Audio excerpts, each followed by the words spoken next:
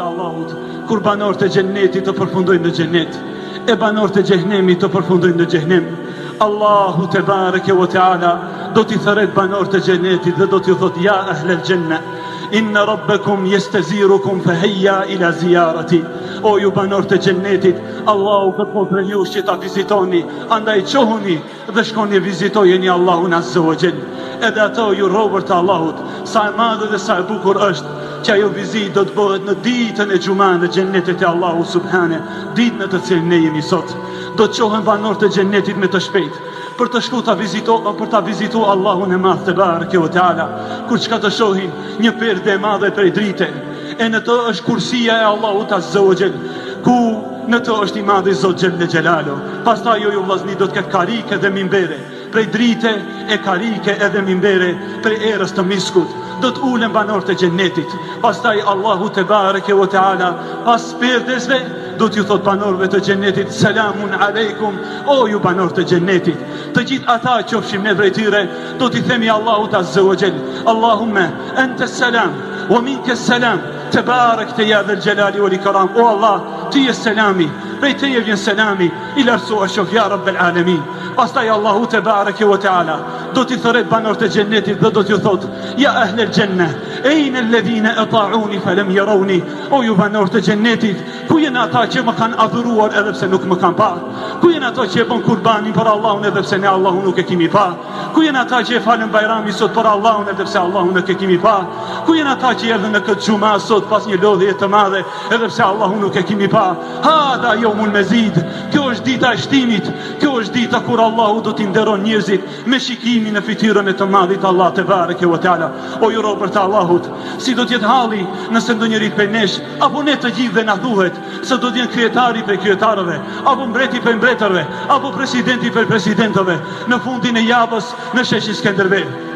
Wallahi gjumi nuk do të na zen natën për përmallimin për ta patur njëri të madh, atë artist apo atë këngëtar, atë futbollist apo të tjerë si ata. E si është malli dhe përmallimi i zemrës të besimtarit për takimin me Allahun e madh te bareke ve teala. Pastaj ju robër të Allahut, Allahu xhelle ve ala do t'ju thot banorëve të xhennetit: ja ahlel xhenna, hal raditum, o ju banorë të xhennetit, a jeni të kënaqur? E ata do t'i thonë: ja Rabb, e si nuk jemi të kënaqur, e ku na i lajnë në trashëgimi tokën e xhennetit. Atëherë ato do t'i thonë: ja Rabb, po ti ai i kënaqur me ne? E Allahu azza wa jall do t'ju thotë: ju banorët e xhennetit, po të mos isha i kënaqur me ju, unë nuk kisha bë halal tokën e xhennetit. Pastaj ata Allahu xhelle ve ala do t'ju thotë: o ju banorët e xhennetit, a dëshironi më? A dëshironi më shumë se ky që vakum dhan? Ata të gjithë do të thonë dhe qofshim ne prej tyre: Allahumme erina wajhek, o Allah, na i mundso që ta shohim fytyrën tënde. Ja Rabbi, na i mundso ta shohim fytyrën tënde. Atëherë Allahu te bareke ve teala do t'i urdhëron melekët që ta ngrenë perden edhe hijabi. Dhe wallahi nuk kanë pa banorët e xhennetit diçka më të bukur se shikimin në fytyrën e Allahut te bareke ve teala. Wallahi gjithë kjo bukuri që e shohim në qiell dhe në tokë nuk është asgjë kaq e bukuri sa ti te bareke ve teala. Fama u'tiya li ahli al-jannati 'ata'an a'zama min dhalik. Dhe nuk ju është dhënë banorëve të xhennetit diçka më të madhe se ajo, shikimi në fytyrën e Allahu subhanahu wa taala. Dhe thot pejgamberi sallallahu alaihi wasallam: e në qoftë se Allahu nuk do të përforconte shikimin, do të kishin vdekur të gjithë nga shikimi në fytyrën e Allahu subhanahu. O ju vllazni, o ju të cilët e shpresoni xhennetin e Allahut azza wa jall, dijeni se pas nesh, pas e dunjaje ka një takim me të madhin Allah te bareke ve teala. Pastaj Allahu te bareke ve teala do ta tret ndonjëri prej nesh dhe do t'ja përkujton mëkatet dhe gjuna që i ka bërë në këtë dunja, derisa ai të mendon se do shkatërrohet. Allahu thotë: shko, se unë ai i cili të fsheha mëkatet në dunja ti kam fal sot në këtë ditë të madhe. E lutem Allahun azza wa jalla ju vllazni që të na mundson që të jemi ne për atyre grupeve të njerëzve e që të shkojnë ta vizitojnë Allahun e madh azza wa jall. E lutem Allahun te bareke ve teala mos bëhen shkak veprat dhe mëkatet tona e që të pengohemi nga shikimi në fytyrën e Allahu subhanahu wa taala. Për arsye se wallahi nuk ka dënim më të madh për banorët e xhehenemit se sa se ne shohin Allahun azza wa jall mesi. Wallahi edhe zjarri i cili do t'i djegën banorët e xhehenemit nuk është asgjë karshi mos shikimi në fytyrën e të madhit Allah te bareke ve teala. Wallahi o ti robi Allahut, a nuk të ka marrë malli për Allahun azza wa jall? ai i cili t'i dha këtë shikim, a nuk të ka marrë malli për Allahun subhane, ai i cili t'a dha dëgjimin, ai i cili t'a dha nuhatjen, ai i cili t'a dha të folurit, ai i cili kujdes për ty kur ishe në barkun e nanës, la ilaha illallah, ai i cili kujdes për ne kur dolëm pas në jetën e kësaj dunjaje, ai i cili kujdeset për ne natën edhe ditën, ai i cili na ushqen te bareke o teala dhe lishon shiu prej qiellit. A nuk përmallohemi për Allahun subhane? Mirë po dijeni vallahi se shkaku kryesor i hyrjes në xhennetet e Allahut është shahadeti la ilaha illallah, se nuk ka kush që meriton të adhurohet pos Allahut azza wa jall. Wallahi nuk adhurojnë as filmat, serialet, as futbollin, as punën, as gjësend, ka shi Allahu të madh te bareke ve teala, për shkaqeve kryesore të hyrjes në xhennetet e Allahut subhane dhe shikimin në fytyrën e tij o ju robër të Allahut, është falja e namazit, ajo është çelësi xhennetit të Allahut subhane. Nuk ja bën halal Allahu xhella wala xhennetin atij njeriu i cili bëhet mendje madh ka shi urdhave të Allahut te bareke ve teala. O ju robër të Allahut, e lusë Allahun azza wa jall që të na falë dhe të na mëshiron të gjithëve, edhe na i pranon këto lutje dhe këto ibadete. Njeriu ka dy momente kur do të atakojë Zotin e tij subhanahu wa taala. Momenti i parë është takimi me Zotin, që gjithsecilit prej nesh i jepet mundësia për të takuar Allahun në namazin e tij. Dhe takimi i dytë është ai takim për cilin është përfolur shumë këto ditë, dhe është folur shumë, dhe është diskutuar shumë mes njerëzve që e pranojnë dhe të tjerëve që thonë se kjo nuk mund të jetë e vërtetë. Allahu xhalla xhelalu në Kur'anin famëlart disa herë në Kur'an betohet për takimin e dytë, për atë që do të ndodhi kur shkatërrohet gjithçka. Më shumë se 100 herë përmendet bota tjetër, përmendet kiameti, përmendet ringjallja, përmendet dalja përpara Zotit, përmendet peshorja, përmendet shefaati, përmendet ura e siratit, dhe përmenden gjëra dhe detaje që kanë bënë me botën tjetër, me ditën e kiametit, me ditën e ringjalljes, detaje që kanë bënë me xhenetin dhe detaje që kanë bënë me xhehenemin, sepse nëse do ta edukosh dikë, ata edukon nëpërmjet dy mënyrave. Ta njohësh me Allahun xhalla xhelaluhu se kush është Zoti që adhuron, dhe mënyra e dytë ta njohësh me takimin me Allahun xhalla xhelaluhu, që do të thotë se ka një ditë ku gjithçka do të shkatërrohet dhe do të prishet, dhe mbas kësaj nuk mbaron çështja me kaq. Do të ketë një moment tjetër ku të gjithë njerëzit dhe xhinët dhe kafshët dhe me lajket do të dalin përpara të madhit Zot xhalla xhelaluhu. Po si do të pyetet njeriu? Thot Muhamedi sallallahu alaihi wasallam: "Ma minkum min ahadin illa wa sayukallimuhu rabbuhu, laysa bainahu wa bainahu turjuman." Nuk ka njeri prej njerëzve besimtar vetëm se do të ri përpara Zotit me dhënë llogari. Si do të ndodhi kjo punë? Thot Muhamedi sallallahu alaihi wasallam: Zoti do t'i flasi, njeriu do ta dëgjojë dhe njeriu do t'i përgjigjet. Fayad'u alayhi sitarahu. E Zoti xhalla xhelalu besimtarit, mes tij dhe besimtarit vendos një perde në mënyrë që njerëzit e tjerë që prezantojnë ditën e gjykimit mos të dëshmojnë, mos të dëgjojnë se çfarë ndodh mes robit dhe Zotit të tij. Fayaqulu ay rabbi atadhkuru yawman qulta kadha, atadhkuru yawman fa'alta kadha, fayudhakkiruhu bi sagha'ir dhunub. Do t'i thotë robin: a e man mend atë ditë kur ke thënë kështu? A e man mend atë ditë kur ke vepruar kështu? Dhe i përmend Zoti xhalla xhelalu disa gjëra të vogla. Në ato momente njeriu mendon mos, nëse Zoti po më përmend këto të vogla tani dhe po më kërkon llogari për këto gjëra të vogla, vaj halli dhe me det për mua se ç'do të ndodh kur filloj Zoti të më pyesi për mëkatet e mëdha. E njeriu ashtu i tromditur, duke i pranuar mëkatet dhe gjunahet përpara të madhit Zot xhalla xhelaluhu, Pret se çfarë do t'i thotë Zoti xhalla xhelalu. Në ato momente Zoti i gjithësisë, i gjithë mëshirshëm, i mëshiruesi, i dhimbshur dhe i dashuri me besimtarët, i drejtohet robit të tij dhe i thotë: O robim, unë e di shumë mirë se çfarë po mendon ti në këto momente. Po unë jam ai që ti kam mbuluar dhe ti kam fshehur mëkatet në atë botë, e si kanë ditë njerëzit. Dhe unë do t'i fsheh ty sot, ngrihet perdja dhe i thuhet shko se robi im është për banorëve të xhenetit. Allahu na fal dhe na mëshiroft. Njeriu duhet mendoj pikërisht për këtë moment. A do t'jemi në vallë për atyre njerëzve që Zoti do t'ju thotë, shkoni se ju kanë falë Allahu na bëf për këtyre njerëzve. Ama mos harrojmë se mund ndodhe edhe diçka tjetër. Lutë Allahun që asnjëri prej nesh mos të jetë për këtyre njerëzve. E lutem Zotin xhalla xhelalu që t'i falë besimtarët dhe besimtarët, ata që janë gjallë për tyre dhe ata që kanë ndruar jetë. Pyetja e dytë do të jetë për rininë e tij si e ka shfrytzuar. Wa an shababihi fima abla. Për rininë e tij si e ka shfrytzuar. Po mirë, ku është dallimi kur ta pyesë Zoti njeriu për jetën e tij, si e ka harxuar, dhe për rininë si e ka shfrytzuar? Ku është dallimi?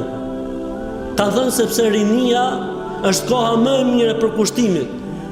E nëse njeriu kalon pleqëri pastaj, normalisht që detyrimet, obligimet bien nuk janë si në kohën e rinisë tij. Nëse dikush do të fitojë shumë tek Zoti i gjithësisë, siç e fiton kur është i ri, aktiv, i gjallë, i shnetshëm, nuk mund ta fitojë në një kohë tjetër.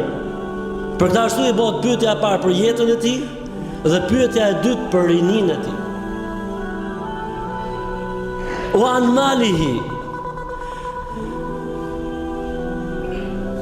kayfa iktasabahu wa ayna ma anfaqahu.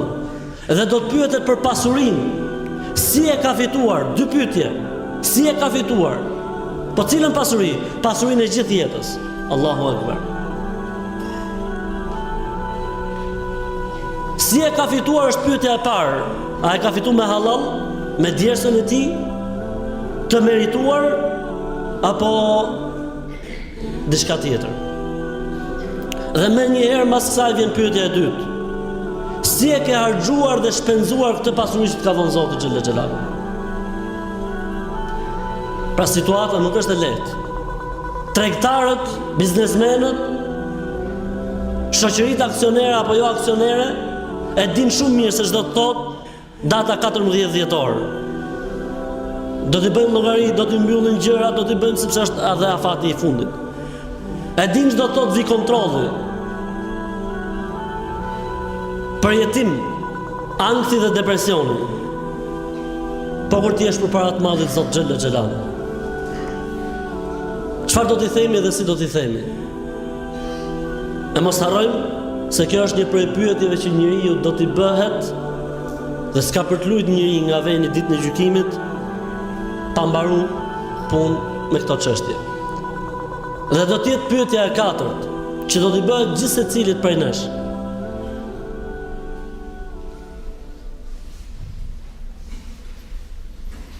Për shëndetin e tij,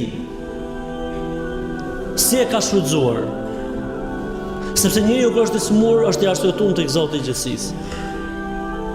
Namazet mund i bashkojë, sunetet mund mos i fali, Ramazanin mund mos agjeroj, e të tjera toleranca dhe lehtësime që ka sjellë Islami. Ama kur je i shëndetshëm, çfarë do të thosh Zotit xhalla xhelalu? Muhamedi sallallahu alaihi wasallam në një hadith tjetër thotë: Ni'matani maghbunun fihima kathirun min an-nas, as-sihhatu wal-faragh.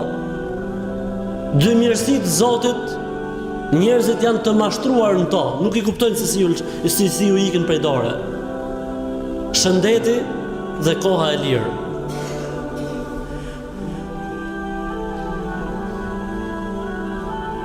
Për këtë arsye dhe Muhamedi sallallahu alaihi wasallam orienton duke thënë: "Ightenim khamsan qabla khamsin." Shfrytëzo 5 gjëra që t'i ka dhënë Zoti përpara se të ndodhin 5 gjëra të tjera. Shababeke qable haramik, shfrytëzo rinin para se të vi pleqëria. Sihateke qable maradhik, shëndetin përpara se të vi smundja.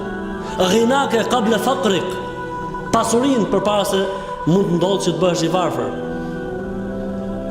Faragake qable shuklik, kohën e lirë përpara se të angazhohesh.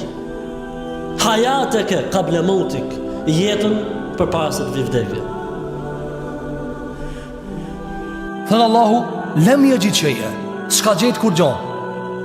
Kanë thënë dietar, sikur ti shkon veç që kaq, shumë mirë. Kjo ka bëj isharet për ateistat, dhe ata shka thonë s'ka ringjallje. Desmi edhe përfundon puna jo. Ku shkojna? Kurkun, hiq, s'ka kur gjo në ata. Allah thot, lem yajid shay'a. Ai ka menu që ka do thot, arishka, kjo jeta, bane këtë gjennet, këtë botë, s'ka më në ata kur gjo. Thot Allahu, o vajgjit Allah. Henezi del Allahu jeli gjelal. A ka ma këtë saj se s'ka prit mu taku me llogarinë e Allahut mi dalë Zoti për para? Thonë disa pritjetare. A mundesh me paramenue shumë vite një hasë me ke pas. E ke pas një hasë. Shumë vite ti ke arrua. Mas 100 vjetëve, mas 50 vjetëve. Edhe del për para, e ku jeve? Ha? Sa i shkon e ra? Shkon e ra, po se s'ke ba e sapti për këtë puna, po? Sigur që thoni plot për ulemave, sahabët, kër ju vinte një sprovë, një dishka, një dënim, një dëshkim në këtë dunja, thoshin, e di, filan venin ku mbo gjuna. E thot, njërën për djetarë si që shtë shqipë, një gjozi thot, nëse dina kana ven. Apo, kini mbo dishtë njërës bëhët, kështu e lu rolin e aktron naivin, thot, shka bëhona be subhanallah, qishme shka bëhone?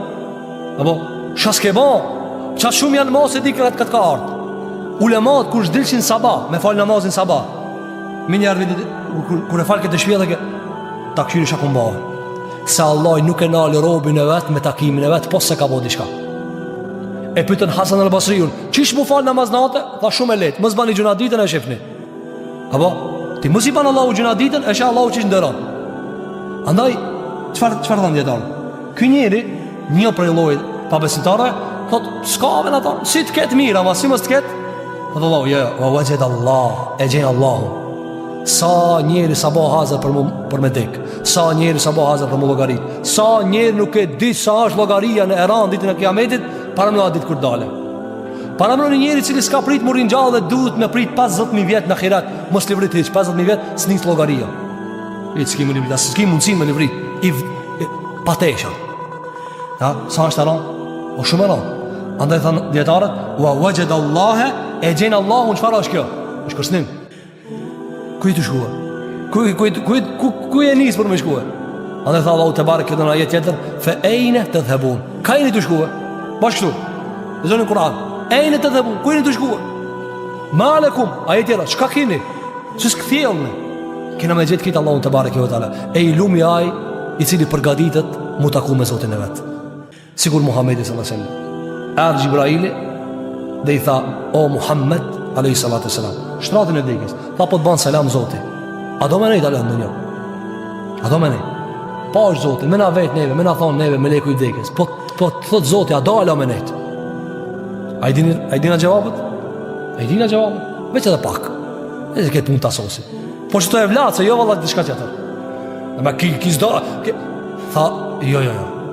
Qëfar tha pejna mësën? Belir Rafiq. Tha, jo, o Zot, po dua që të Zoti me shku, atje nalt. Ama atje nalt të Zoti nuk i shkohet pos ati cili e di se i ka punë mirë me Zotin. A njani i cili, apo, njani i cili si ka punë mirë me Zotin, apo, kjo vdekja, thot, pak problema, është problem. është problem se s'ka me qka mu taku me Zotin e vegjel e gjenë. Sa gjunaj që ka po pa teube, pa pendim. Andaj ka ndonë djetarët, fjala vë vëgjed Allah, e gjenë Allahun, qëfar i bije? I bije se aj nuk ka bo hesap mu logarit, e del për Allah logaritën. E aj cili se ka bo hesap mu logarit, e logaritët a ketë logarin edhe më të fështirë, edhe më të rëmë.